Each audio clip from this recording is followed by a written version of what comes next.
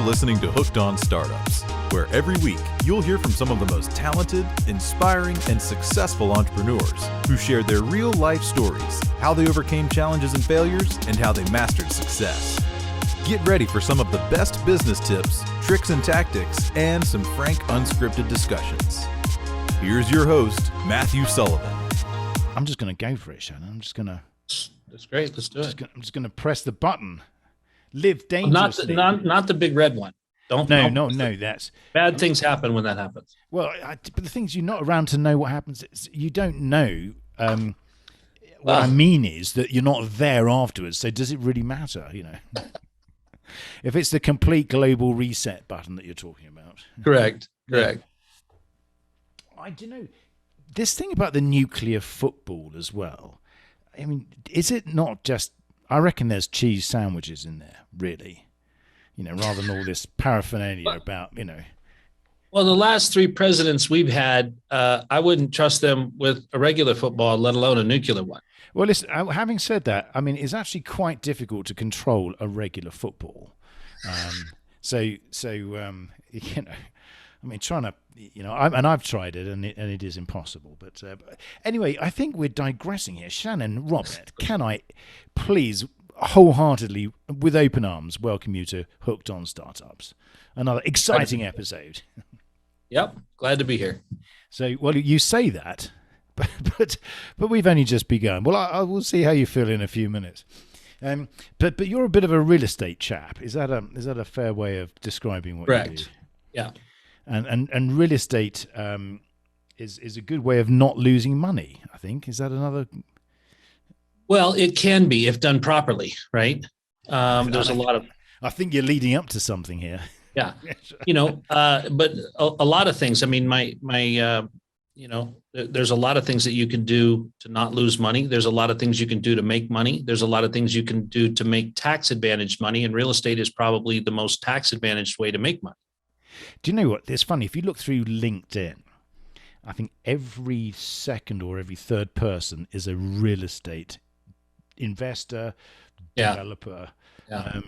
And having been involved, funnily enough, when I moved over here, one of the first things I did was try and throw myself into real estate. So I do have a little bit of experience about how difficult it is to actually get it right. Now, you've got some, you know, decades of experience. So I know I don't look it, Matthew. I know I look like I just started. And I was going to say, how is that possible? Because, you know, clearly either, you know, you're doing something, you know, correct and right and incredible, or the filters on Zoom are working really well.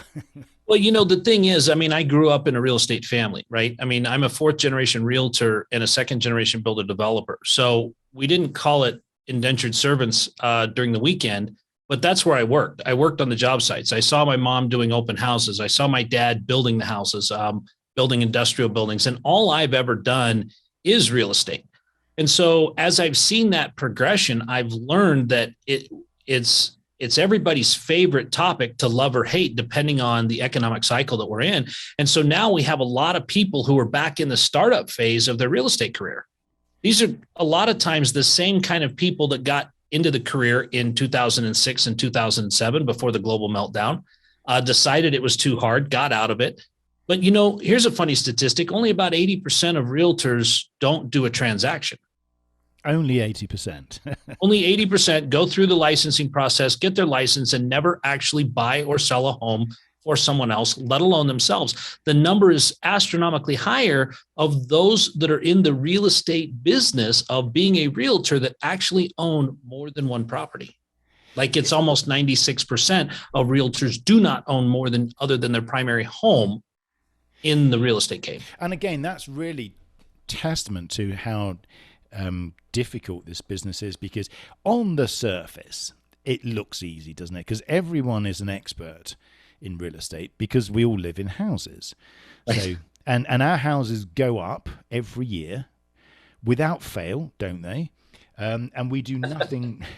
We do nothing to do that. So therefore, you know, I am a, you know, on paper one can be worth quite a lot of money because of the equity in your home. So that gives you this sort of full sense of security that you actually are a real estate expert. So, right. But I think you're involved in a very a niche, not so much a niche. Hang on, real estate is such a large vertical, and we'll talk about vertical real estate in a minute. Tell me more about the area that you sort of focus on. Well, speaking of startups, right? So we actually are in development. So we look at the piece of ground when it's just a bare field. It's just, the last development we're doing, we're putting 190 units in where there was a horse pasture. So we looked at the demographic, we looked at the neighborhoods, we looked at the schools, we looked at the crime rate, we looked at the need for housing. We looked at all of those things, selected this particular piece, took it through all of the entitlement process. And Matthew, before you ask, I had to explain this to my children too. Entitlement on land is not the same as what they grew up with. Okay. Does that not mean that they get it after you've built it? No, it's very, very different, right? Land entitlement means that it's worth a lot more when you're done with it, whereas entitlement with children usually means they're worth less. But that's a topic for a different day. Actually, having tried to sell my children many times. Actually, yes. Well, then you've got all the disclosures and, are they current on their shots and what kind of grades do they get and do they clean the room? I mean, there's too many questions to ask. You have to give guarantees as well. Oh. So it's just, and if I wanted to give a guarantee, I'd just raise it myself, which is, Anyway, so we do the entitlement process, and then we begin to fundraise for that. We involve partners with us that want to be involved in a limited partnership, and we take care of constructing that all the way through the vertical buildings. And then we operate those buildings as the landlord, as the property management company. And we continue to do that so that everybody's getting a passive income without having to go to work every day. So that's really where we start from the ground up and wind up with a finished product and a passive investment when we're done. And do you get different investors in at different stages? Because the risk profile of land development is different to the risk profile of a seasoned performing multifamily apartment complex. Well, and you're very correct there. And yes, we do. And the reason that we do that is not only so much for the land development being whether or not it's risky, and we can discuss that because land development is really a lot less risky than buying a finished apartment complex. But what it is it's what people want. Some people are looking for cash flow. Some people want to go to the mailbox every day. They want to get their money out of the mailbox. They want to know that they got money coming in every month. And there's other people that want to grow their money that are looking at it and say $100,000 is not enough to retire on. I need $1 million. So I need that to grow before it brings me cash flow. And so really understanding who your two different investors are, understanding that type is really, really huge in getting the right development or the right investment opportunity in front of them. Because somebody that's looking for cash flow is definitely not interested in a ground up development because there is no cash flow until the tenants show up. That could be 10 months. It could be 2.5, 3 years in some cases with larger developments. So making sure that you paired the right person with the right investment is really key. The first thing you wanted to start with. When we sort of started this conversation, you mentioned that investors are coming in pretty much late in what you perceive as the cycle. So we've seen some astronomical growth. I was reading one of the Core Logic reports this morning, something like 18% year-on-year growth in some areas, which is off the charts. Now, obviously, as a real estate developer, you have your finger on the pulse in terms of land prices. And I think you're focused in the sort of Boise, Idaho area. But, what whisperings or what writing do you see on the wall for the sort of short and medium term? Well, there's a couple of things that happened in the past. In 2008, when the global meltdown happened, builders stopped building. New construction ground to a halt. And during the following half a dozen years, we created a deficit of about 7 million residential units necessary to house properly the United States population. In fact, right now, I just saw an article that we have the highest number of under 30 living with their parents of any time in history, including right after World War II. We have over 54% of the single under 30 years old are still living with their parents. Okay. So here we are. We don't have we have a housing shortage. We're 7 to 9 million units short. And that doesn't take into account what COVID's done in the fact that people have left San Francisco and they're not really coming back. No. New York is down on population. Much to the sort of distress of the incumbent population in Idaho. Yeah. I think everyone's moved to Idaho, it seems. Well, here's another fun fact, Matthew. In California, 1.8 million people pay 48% of that state tax. Yes, they're the ones that are the most mobile. Which is another interesting factor, because if you look at the mobility of these populations, COVID really acted as a catalyst. Correct. And a lot of people that were sitting on the sidelines, primarily in California, because it has a very large population, those people begin to move. Now, do you see that as an ongoing factor? In other words, people moving out of these states where house price appreciation has been so high that their dollars now are worth a lot more in other states. Well, yeah, and we've seen that just in the last 5 years. We've seen a 75% increase in housing prices here in Idaho, right? So we've almost doubled in 5 years in the cost of a home.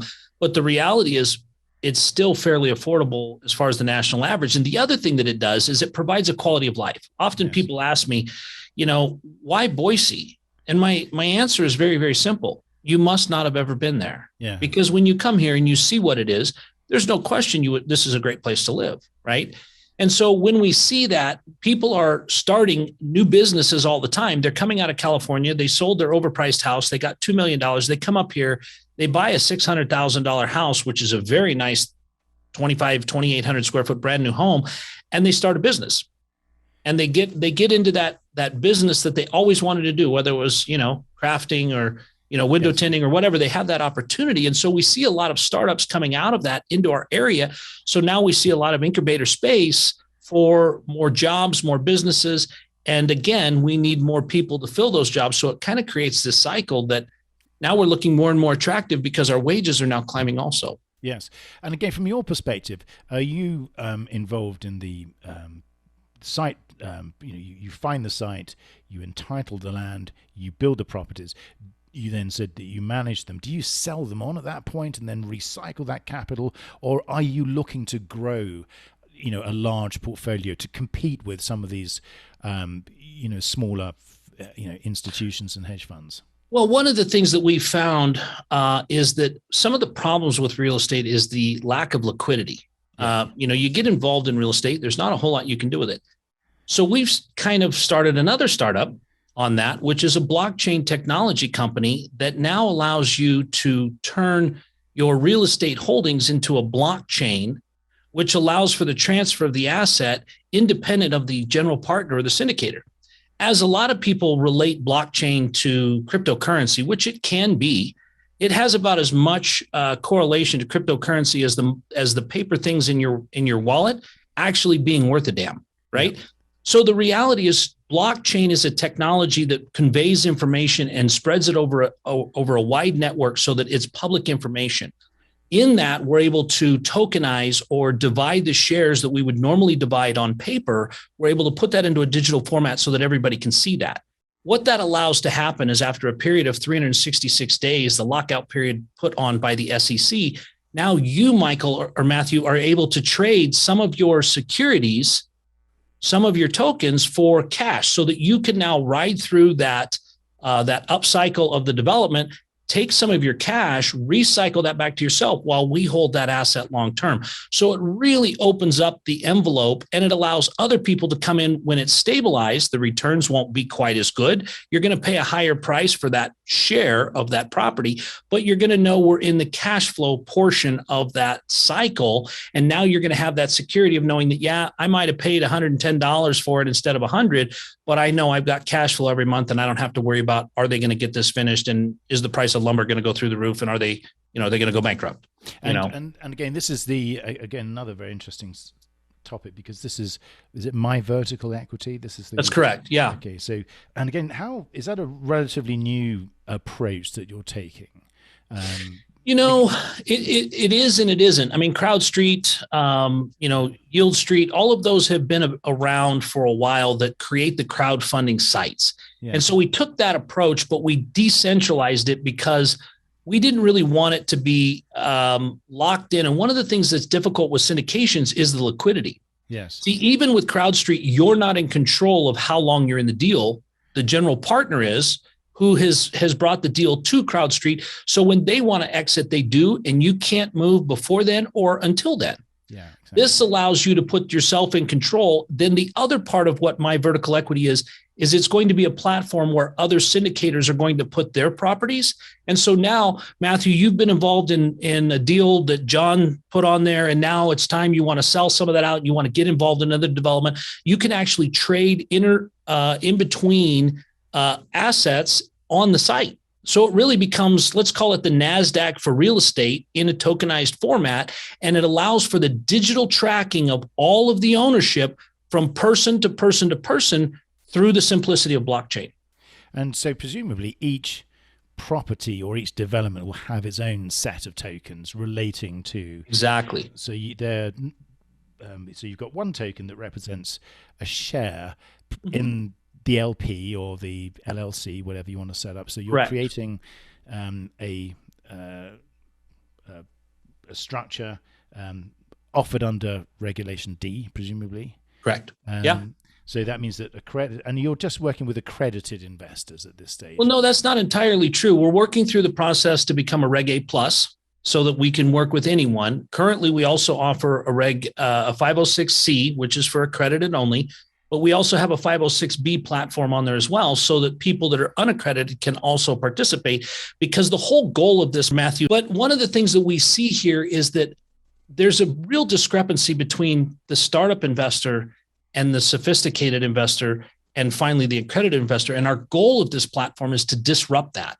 Like blockchain technology is designed to disrupt, we are here to disrupt the investors that can be involved. And over the near term, I would say in the next 6 months, you'll see two things happen. One, we'll be offering $500 buy-ins so that people can get involved for a $500 increment. But the other thing we're going to do is we're going to do a tenant-facing side to this that will allow tenants to invest and buy tokens in the real estate that they actually are tenants in. Yeah. So they can sit there and create their own savings account and own part of the apartment complex of 190 or 300 units and actually begin to grow their wealth while they have the simplicity of just being a tenant. Now, again, this is fascinating, but there are a number of companies that are working in similar space to you. And my experience is that normally they start out as technology companies where they might have some background in securities or technology. But the biggest issue that all of these platforms, and there's there are companies like Lofty.ai and there's a few other companies, but supply of product, inventory is the biggest challenge.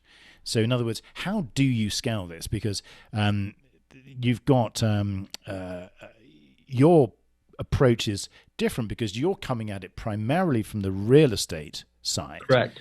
And you're then adding technology on top of that, which then makes your current processes more efficient. So what's your view of the other sort of market participants who are trying to create these other types of in exchanges? There's a couple of differences that I see. One is the people that are coming from the tech platform, from the tech experience, they understand technology very well, but field operations are foreign to them. And so what they get done doing with a underwriting model is completely making it unbuildable, right? I mean, for lack of a better analogy, it's like getting Republicans and Democrats in a room and trying to have a civil conversation. It's just not going to happen, right? So the reality is when we approach people, we're coming at the syndicator.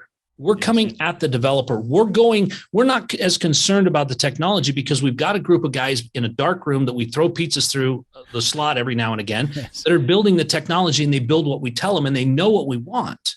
And so in that, we're building the platform that we have the connection with the real people that understand real deals, that bring real underwriting to it, so that when you get it to the platform, we already know it's going to work.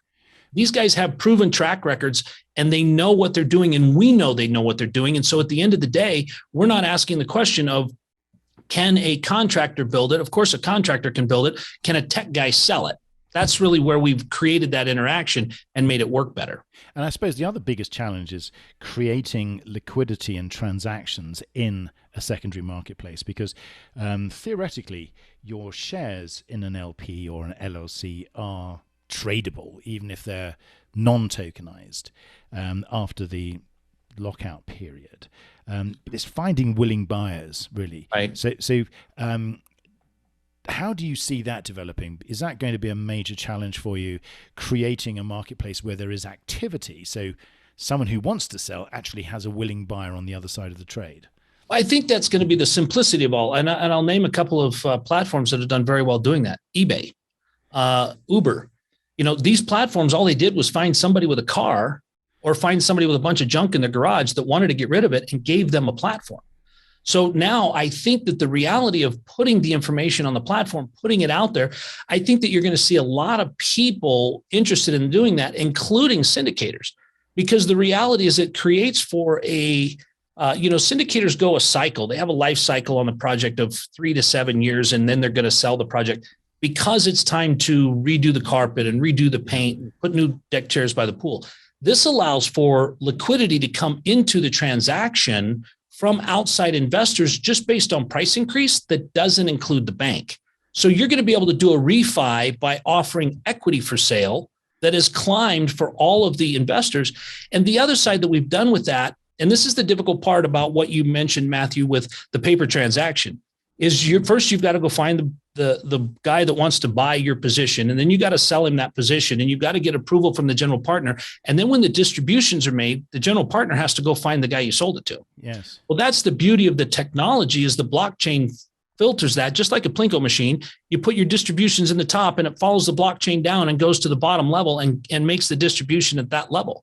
So you can now make a transaction happen tonight, distributions are tomorrow, and you can I don't have to be alerted to that, because as the distribution goes out, it follows the chain and gets the distribution to the right person, not to the person that had it prior. And so it really makes it liquid and leaves the developer or the GP completely in the dark, which is where we prefer to stay. And that's actually very valid, because the whole point of the technology is to make something easier or better that is happening today. So your use of technology is where you've got willing buyers, in other words, people that want to invest in Correct. your real estate properties, but are not part of the syndicates. They don't want to be locked in for a number of years.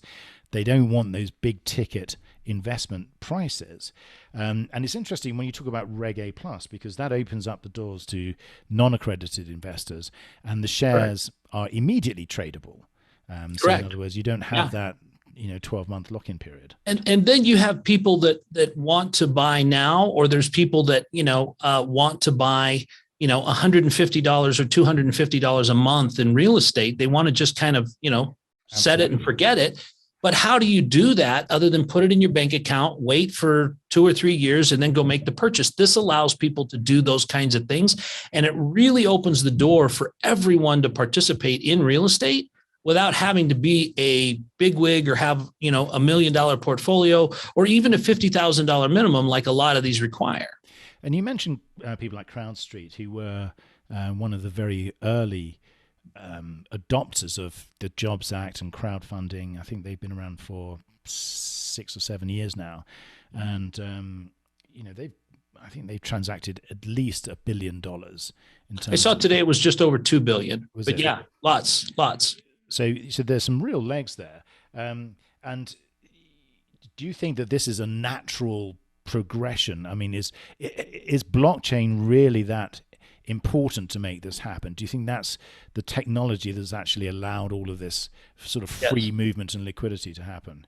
The reality is you've got your asset manager that is, or your ATS, your asset transfer agent, that is keeping track of everything. They're keeping track of the cap table, and they've got all this stuff. And that used to be a very arduous process because it was a sounding board back and forth. And I would say, Matthew, it's the 29th of the month. We're getting ready to make distributions. We've had these changes. Please update the cap table. You would go in and manually input it. Then we'd get a new deal back. And then we'd put the distribution in.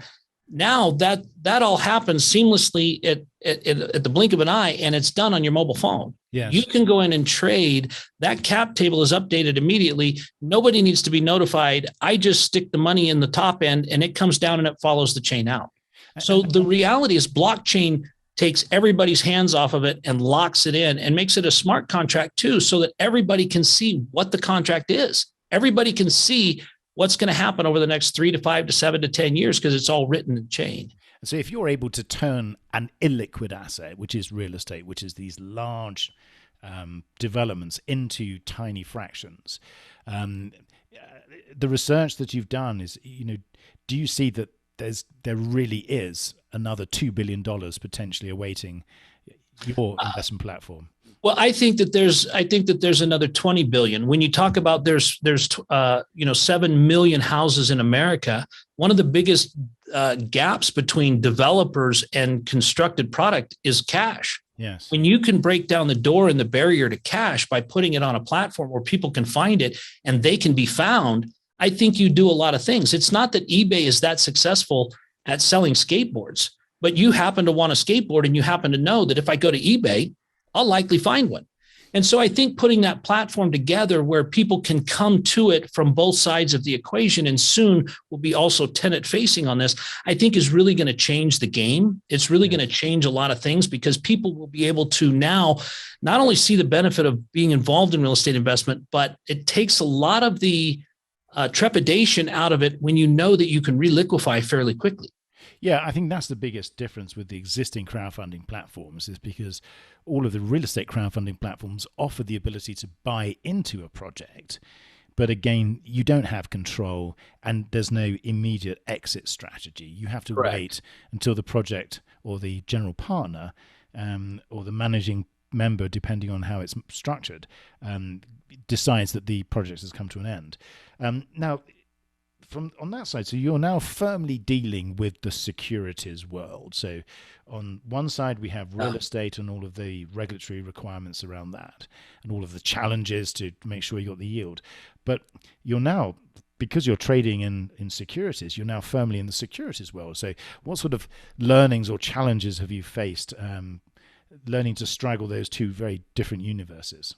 One of the things that I learned early on, to steal a thought process from Henry Ford, I didn't know, and I still don't know everything there is to know about the securities world, but I have some great attorneys that do. And I think that it's important to always surround yourself with people that know how and what you're needing to do to keep ahead of that. And so what I've done is the company that builds our technology has a former SEC attorney with them. Yes. And then we have a really good SEC attorney. In fact, it was really great watching these two guys meet for the first time.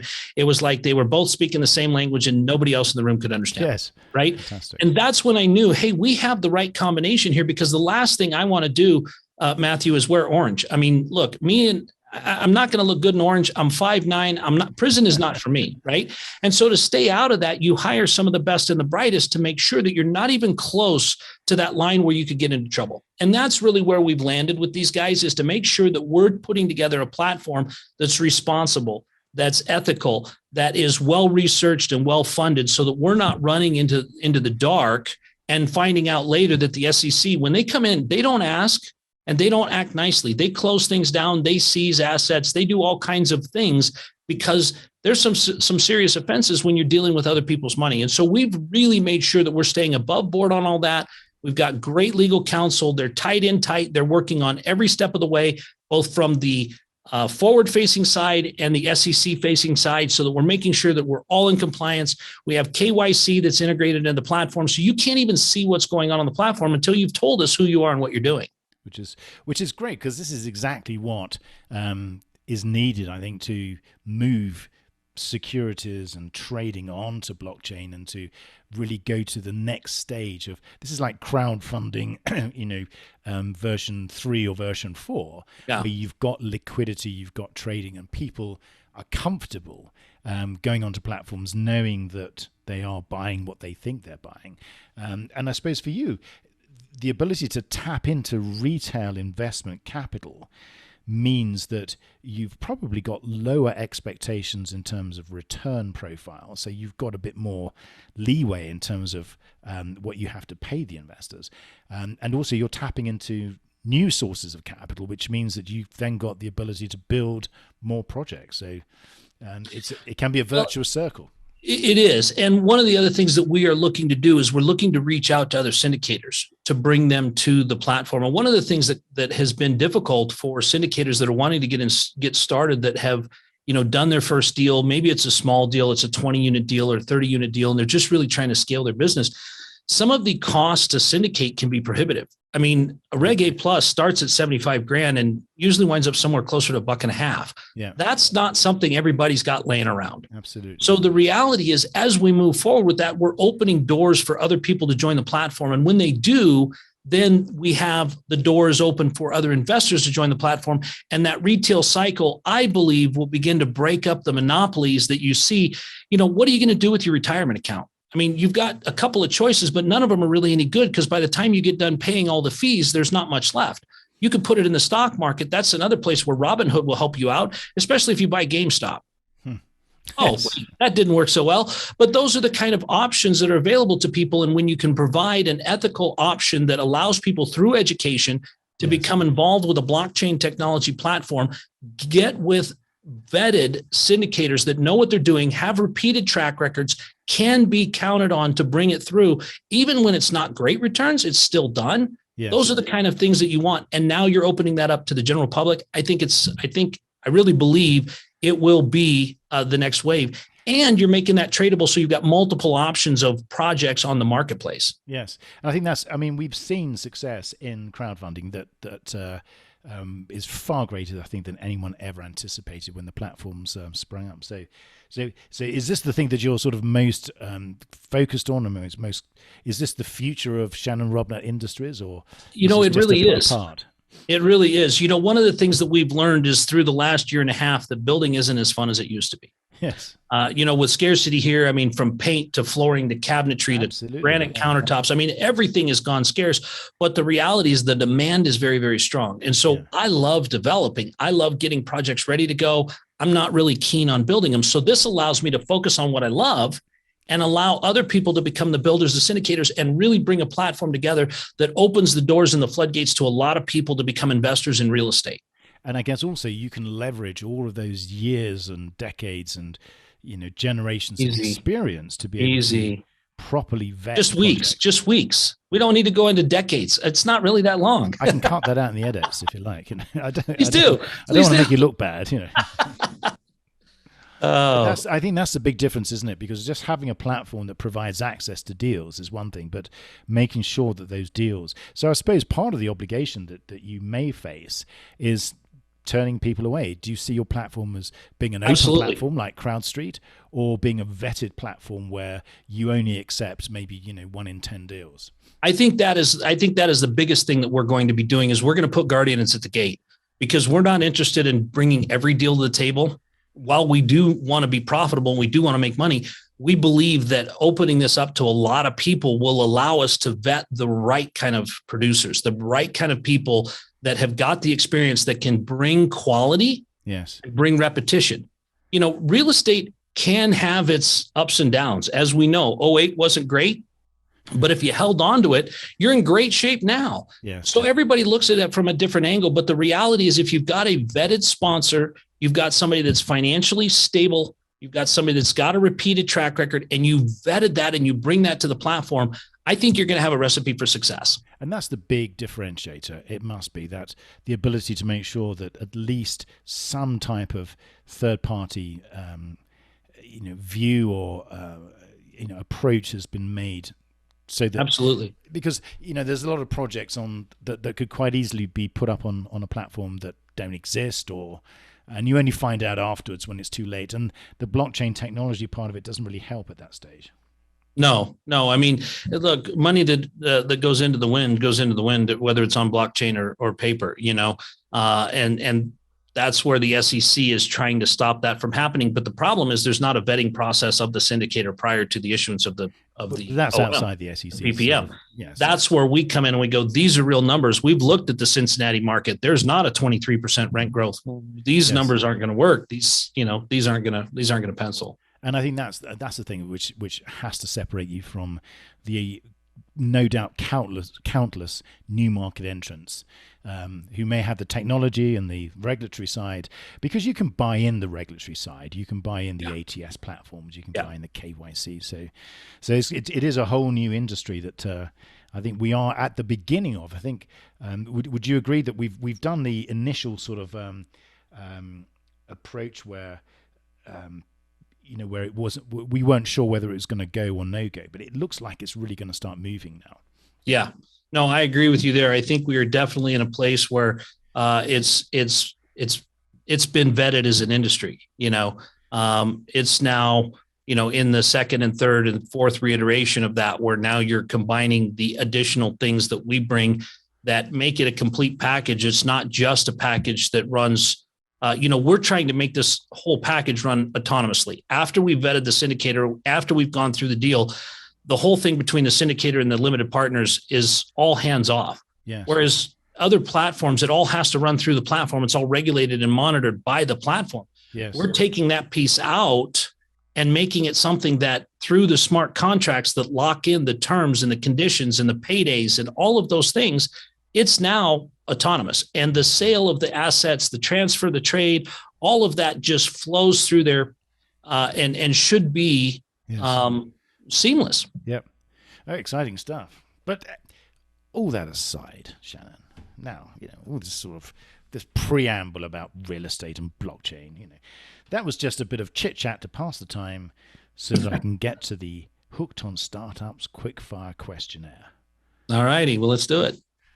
Are you sure? Are you ready? Well, I mean, if that's the preamble and the chit chat, this next part's going to be really excellent. Right. Well, yes, I like to set myself low standards and consistently fail to achieve them. So, beware. So anyway, Shannon, question number 1. What is your favorite word? Impossible. And question number 2, what is your least favorite word? No. Question 3, what are you most excited about right now?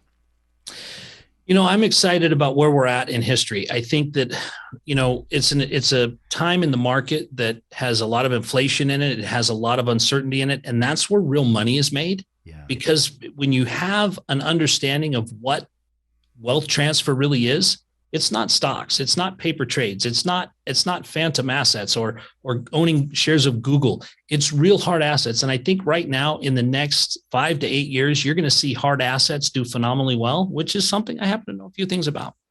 Again, that resonates. Very interesting. Question 4, what turns you off right now?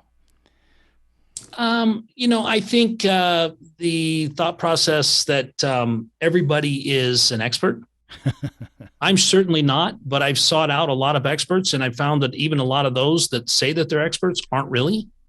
And so I love a good team. I love when everybody comes together, but I hate it when somebody says I'm an expert and I can do it all. What do they say? The definition of an expert is a drip under pressure. Yeah. Question 5, what sound or noise do you love? The sound of an airplane engine. As a pilot, I love flying, and so firing up the plane and going for a ride. You didn't mention anything about the fact you're a pilot. We're gonna have to actually have a flight school. Oh, why didn't you say? Excuse me, Matthew. I have a flight school. Well, there you are. We'll just have to put that in the beginning. And that was another startup that I did that was purely for financial or for tax purposes. And are they sort of plank wings, or are they sort of the egg beater things? No, they're the regular airplanes. They're not helicopters. And so what we do is we teach other people how to fly. We've got 3 aircraft currently, another one on its way. And we use those for my investors who are looking for depreciation a tax derivative, right? Well, so you know what they say? The fastest way to make a large fortune in aviation. No, how do you make a small fortune in aviation? Start with a large portion. Start with a large one. That's right. The best way of converting That's money right. into noise. That's right. That's right. So, yeah, so that's what we do with those. Well, that's fantastic. Well, we have to have a completely different section about Excellent. aviation. Question number 6, which is after 5. As you can tell, I'm not wearing my glasses. What sound or noise do you hate? The sound of a crying baby. I was going to say the sound of an engine that doesn't actually quite catch, which means only Being at 10,000 feet and not hearing the sound of an engine. Yeah, maintenance bills, yes. Followed by this little gravitational attraction, followed by paperwork. Question number 7. What is your favorite curse word? You may plead the 5th. Yeah, probably the F word. It's got to be. It just has such an effect. It is. You know, it's just, I think on every single one of my podcasts, I bore people by just saying that I just love that word more than any other word. But question number 8, what profession other than yours would you like to attempt? You know, I think I would love being in the culinary field. I love to eat, right? So that's what everybody thinks. I love to eat, so I should be a chef. All this stuff is coming out, you know. Why? We should have done 3 minutes on real estate, 4 minutes on blockchain, the rest on cooking and flying. There you go. Question number 9. What profession would you not like to attempt? Dentistry. Think about the answer. Come on. No. Would you A, like to be a dentist, or B? The final question. If heaven exists, what would you like to hear God say when you arrive at the pearly gates? Well done. Good and faithful servant. Fantastic. Well, Shannon, it's been such a pleasure. My final question, final question, before all of the other questions, that is how do people get in touch with you? How do they find out more about what you're doing in real estate, how you're bringing real estate to the blockchain? What's the best way of contacting you? Matthew, I'm so glad you asked. You can reach me one of 2 ways at shannonrobnett.com, or you can reach me at myverticalequity.com. Those 2 ways will get in touch with me, but I'm on all the social platforms, LinkedIn, Instagram, all that other stuff, but myverticalequity.com or shannonrobnett.com. Fantastic. Well, I'll make sure that all of those links are in the show notes. And again, thanks so much for being on. It's been a real pleasure, Shannon, and look forward to following your progress, staying in touch, and, you know, watching you, take over the world of, tokenized real estate. Thank you, Matthew.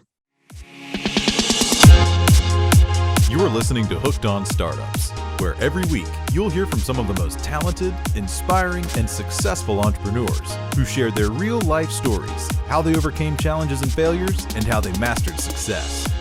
Get ready for some of the best business tips, tricks and tactics, and some frank, unscripted discussions.